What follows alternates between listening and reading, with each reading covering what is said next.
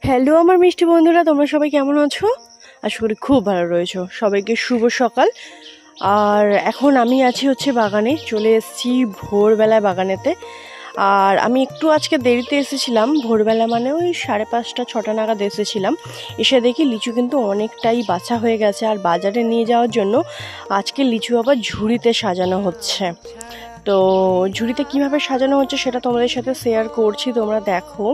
আর লিচুগুলোর size কিন্তু জানি না ফোনে কতটা এসেছে, পুরো একটা রসগোল্লা সাইজের। আর আমাদের লিচুটা না বোম্বাই লিচু। আর এইদিকে আমি ভাইকে দেখাচ্ছিলাম যে এই লিচুর মধ্যে একটা বাজে লিচু চলে গেছে, তো ভাই ওটাই কেটে ফেলে দিচ্ছিল।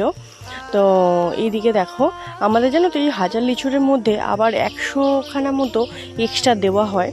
ওটা নাকি কি বলে, সোলার না কিছু এরকম সামথিং বলে।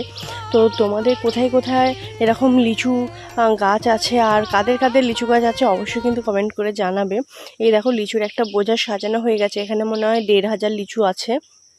লিচু বোঝাটা সাজানো হয়ে গেছে। নেক্সট ভিডিওতে আবার শেয়ার করবো। এখন বাই।